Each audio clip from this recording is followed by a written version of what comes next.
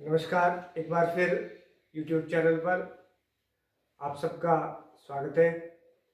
आज हम इस वीडियो के अंदर जो पिछला टॉपिक हमने छोड़ा था, कल जो हमने वीडियो बनाया उसके अंदर मैंने आपको क्लासिफिकेशन ऑफ वोवेल्स पढ़ाया था, यानी स्वरों का जो वर्गीकरण पढ़ाया था। उसके 3 आधार बताए थे आपको। उन 3 आधारों के बाद आज अगले 3 आधार पढ़ेंगे, क्योंकि स्वरों का जो वर्गीकरण होता है वो 6 आधार पर होता है।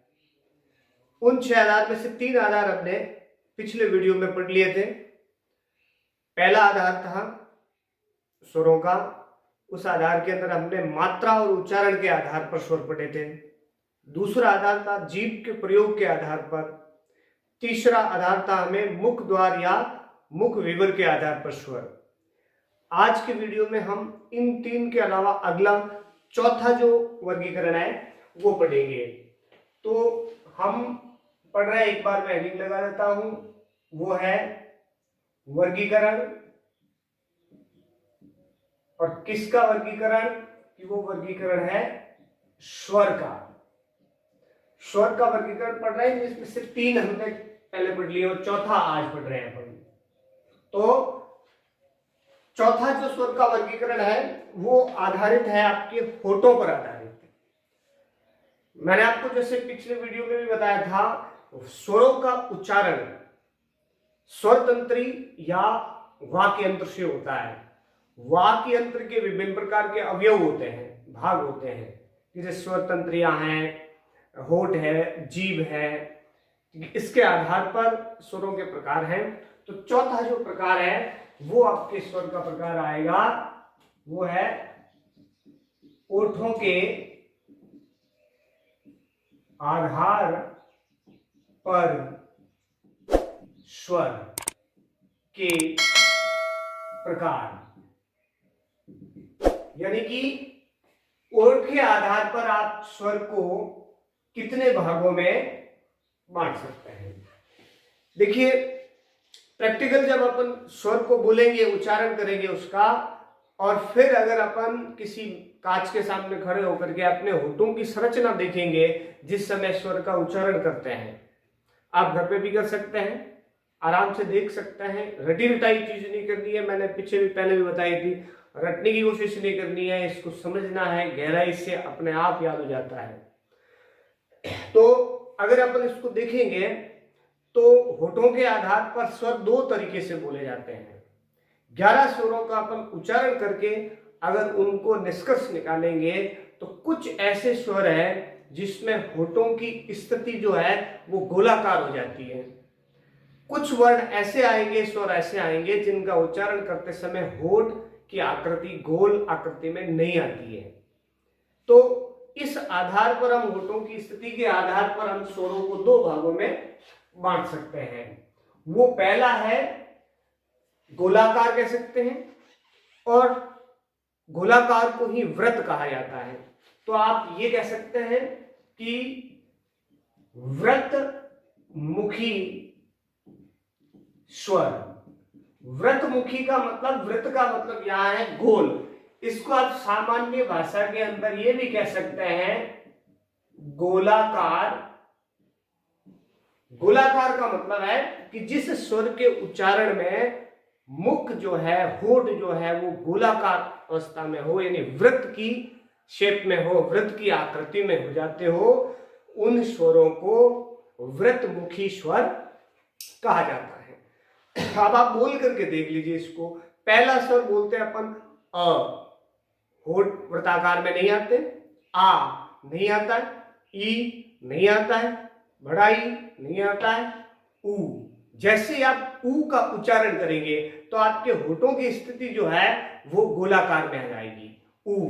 तो आपका गोलाकार स्वर या वृत्तमुखी स्वर का पहला स्वर आता है ऊ, और इसके बाद में दूसरा स्वर बड़ा ऊ। ए का उच्चारण करते हैं तो वृत्तमुखी में नहीं आता है, ए, ओ। वापस ओ को बोलते ही हमारा जो मुख है, होठ जो है वो वृत्ताकार अवस्था में आ जाते हैं, इसलिए इसमें वृत्तमुखी में ओ भी आ जाएगा और बड़ा ओ भी आ जाएगा। अब एक दूसरी भाषा से आगत स्वर हैं जिसका हमने अभी तक उनको बताया नहीं, पढ़ा नहीं है, आगे लास्ट में पढ़ेंगे। कुछ ऐसे वर्ण हैं हिंदी में जो दूसरी भाषाओं के संपर्क में आने से वो हिंदी में आ गए हैं। और एक भाषा का परिष्कृत रूप, एक विकसित रूप तभी होता है जब वो अन्य भाषाओं से कुछ अच्छे गुण सीख ले। तो हिंदी ने इंग्लिश से एक स्वर सीखा है और उस स्वर को अपन कहते हैं अ।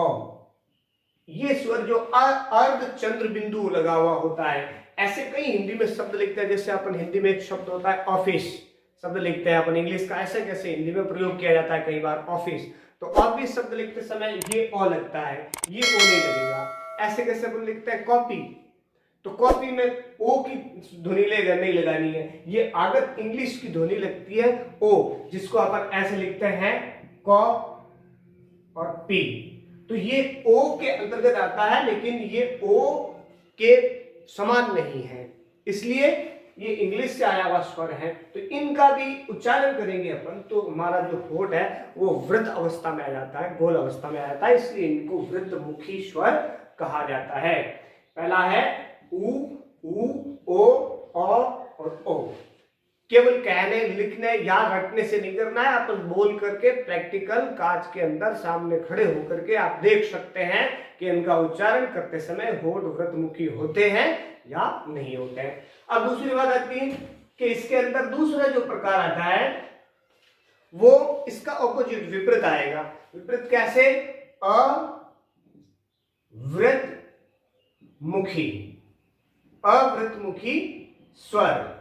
अब जैसे इसके नाम से पता चल रहा है अ का मतलब उपसर्ग लगा हुआ है, अभाव या नहीं, यानी जिन स्वरों का उच्चारण करते समय हमारे होठ वृत्त आकार में नहीं आते हो, अर्थात गोल अवस्था में नहीं होते हो और उनका उच्चारण हो जाता हो वर्णों का, तो वो वर्ण, वे स्वर क्या कहलाते हैं?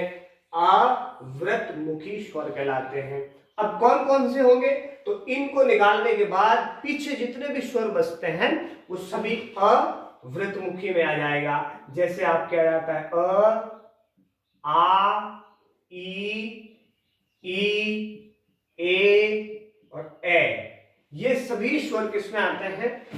अवृतमुखी स्वर के अंतर्गत आ जाते हैं आपके। तो स्वरों का ये चौथा वर्गीकरण है जो हमने पढ़ा होठों के आधार पर। अब स्वरों के वर्गीकरण का पांचवा आधार जो है वो आपके आ जाता है, वो है हवा। हवा को प्राण भी कहते हैं। प्राण के आधार पर या हवा के निकलने के आधार पर। अब हवा निकलने का मतलब, हवा जब अपन किसी वर्ण का उच्चारण करते हैं तो वायु फेफड़ों से होते हुए, स्वर तंत्री से होते हुए बाहर आती है। अब वर्ण का उच्चारण करते समय वायु दो तरह से फेफड़ों से या स्वर तंत्री से निकलती है, एक नासिका के द्वारा, एक मुख के द्वारा।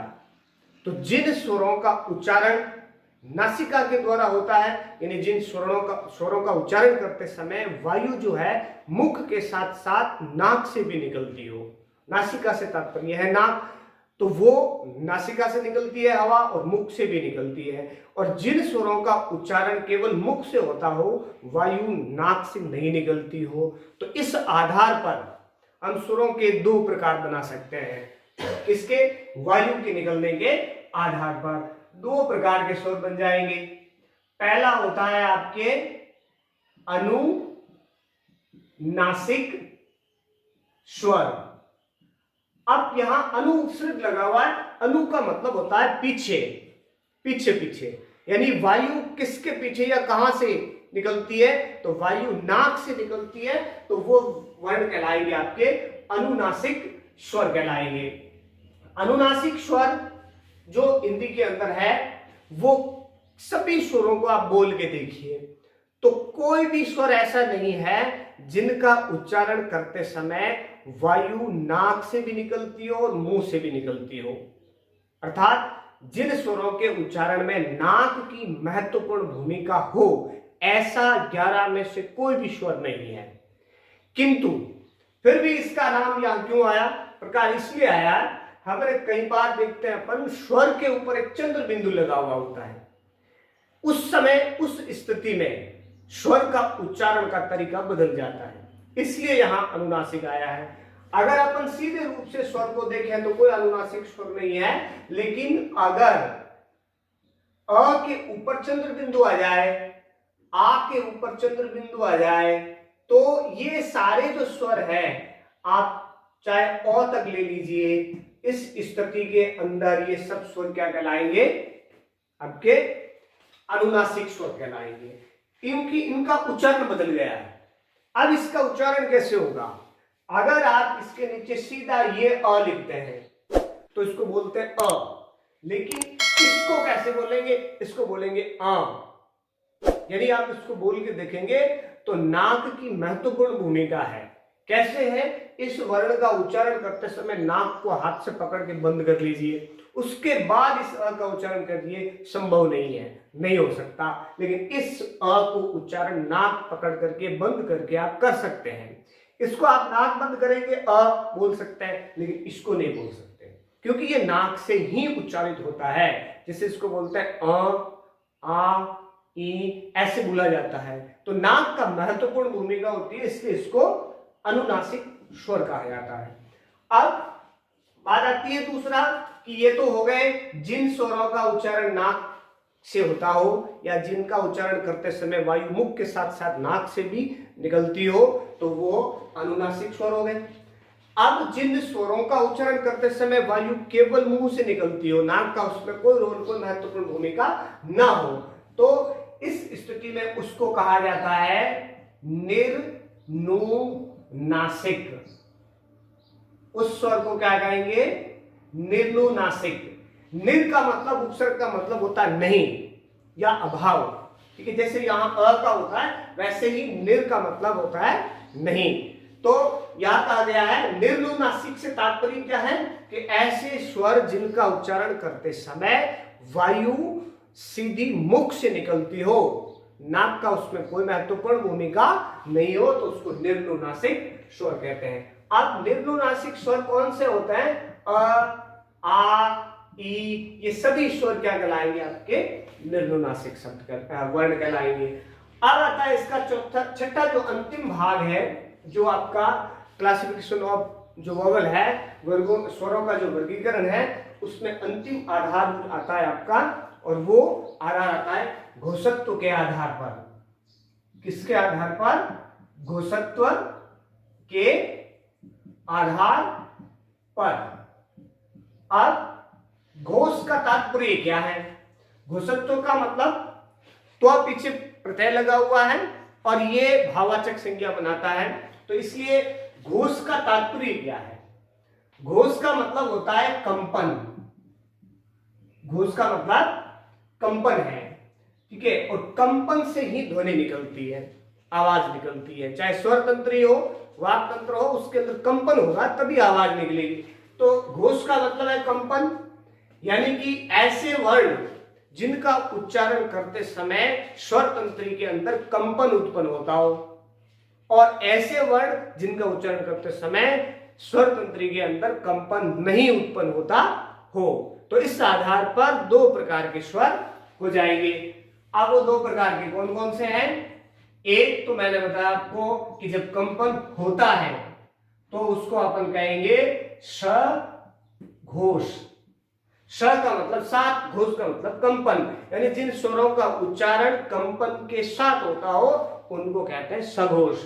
सघोष का एक दूसरा नाम है घोष, इसको आप घोष भी कह सकते हैं और सघोष भी कह सकते हैं। कई बार इसके लिए घोष शब्द भी आता है, यानी जिनका उच्चारण करते समय घोष होता हो अर्थात कंपन होता हो। अब दूसरी चीज इसके अंदर आती है, इसका प्रकार जो आता है वो आता है अघोष। अ का मतलब नहीं और घोष का मतलब ध्वनि, अघोष, यानी कि ऐसे स्वर जिनका उच्चारण करते समय मुख से जो स्वर तंत्री है उसमें कंपन नहीं होता हो तो वो स्वर कहलाएंगे आपके अघोष, और जिन स्वरों का उच्चारण करते समय स्वर तंत्री के अंदर कंपन उत्पन्न होता हो तो वहां आते आपके सघोष कहलाता है। तो इस आधार पर अपन इसका प्रकार लें। ये घोष और अघोष व्यंजनों में भी आएंगे। व्यंजन भी दो प्रकार के आधार आएंगे आपके स्पर्श व्यंजनों में, घोष व्यंजन आएंगे और अघोष व्यंजन आएंगे। अब यहां महत्वपूर्ण सवाल भी बनता है, चाहे परीक्षा के हिसाब से हो चाहे कंपटीशन के हिसाब से हो, महत्वपूर्ण सवाल ये बनता है कि हिंदी में 11 स्वर होते हैं और 11 के 11 स्वर किस श्रेणी में आते हैं, उसके अंदर सघोष होते हैं या नहीं होते हैं। 11 की 11 जो ध्वनियां हैं वो किस में आती है, सभी स्वर जो है वो सघोष होते हैं। हिंदी के 11 के 11 स्वर सघोष ध्वनि में आती है, यानी ऐसा कोई भी स्वर नहीं है जिनका उच्चारण करते समय कंपन नहीं होता हो। यानी हिंदी में कोई अघोष स्वर है ही नहीं, अघोष व्यंजन आता है, अघोष स्वर नहीं होता है। याद रखना इसको, महत्वपूर्ण चीज है, हिंदी में कोई भी स्वर अघोष नहीं होता है, सभी के सभी स्वर सघोष ध्वनि के अंतर्गत आते हैं। अब ये आपका वर्गों स्वरों का पूरा वर्णन आ गया है। अब आपके सामने रिवीजन के तौर पर घर पे बैठ करके ये दोनों वीडियो देखना है, कल वाला वीडियो, आज वाला वीडियो। कल वाला वीडियो भी आप चैनल पे जाके डिस्क्रिप्शन के अंदर देख सकते हैं और आज वाला भी देख सकते हैं। दोनों के अंदर स्वरों का जो वर्गीकरण है वो आ गया है, जो स्वर कितने प्रकार के होते हैं, ठीक है, स्वर किसे कहते हैं। स्वर के 6 आधार बताए मैंने आपको। पहला आधार था मात्रा या उच्चारण के आधार पर स्वर, दूसरा बताया था मैंने आपका जीभ के प्रयोग के आधार पर स्वर, तीसरा बताया था मैंने आपको मुख विवर के आधार पर स्वर, चौथा बताया मैंने आपको होठों के आधार पर, और पांचवा बताया मैंने आपको वो है वायु निकलने के आधार पर, और छठा आधार बताया गया आपको घोषत्व के आधार पर। इनके प्रकार भी बताए गए हैं। आपको इसको रिवीजन के तौर पे घर पे होमवर्क करना है, सबके आधार लिखने हैं, उनके प्रकार बनाने हैं। एक सारणी बनानी है आपको घर पे, और उस सारणी की फोटो खींच करके जो आपके क्लास वाइज जो ग्रुप बने हुए उनके अंदर मुझे शेयर करना है, मुझे बताना है। सारणी कैसे बनानी वो बता देता हूं मैं आपको। सीधा सारणी के ऊपर आपको लिखना है स्वर का वर्गीकरण, और उसके बाद में इसके नीचे 6 कॉलम बनाने हैं आपको। ऐसे 6 कॉलम आपको बनाना है ऐसे, और फिर 6 कॉलम के अंदर ही नाम लिखना है। पहला कौन सा प्रकार था, वो था मात्रा के आधार पर, लिख दिया। जैसे ही एक पे करके बताता हूं आपको कि मात्रा के आधार पर। अब मात्रा के आधार पर स्वर कितने प्रकार के होते हैं, उसके नीचे ऐसे लाइन खींचनी है आपको, और जितने प्रकार हैं ऐसे डैश करके आगे आपको उनके नाम लिखने हैं। कि मात्रा के आधार पर जैसे ह्रस्व स्वर होता है, दीर्घ स्वर होता है, प्लुप्त स्वर होता है, तो तीनों के नाम लिख देने। फिर वापस यहाँ पर आपको क्या करना है, दूसरा नंबर लगाना है कि जीभ के प्रयोग के आधार पर बताए थे, तो जीभ के प्रयोग के आधार पर लिख करके नीचे वापस ऐसे लाइन करके जितने प्रकार हैं उनके नाम लिख देने आपको। 6 की 6 प्रकारों के जो प्रकार है, आधार है, उनके प्रकार लिख करके सारणी बना के एक पेज पे, और आपको उसका फोटो खींच के ग्रुप में भेजना है। Thank you.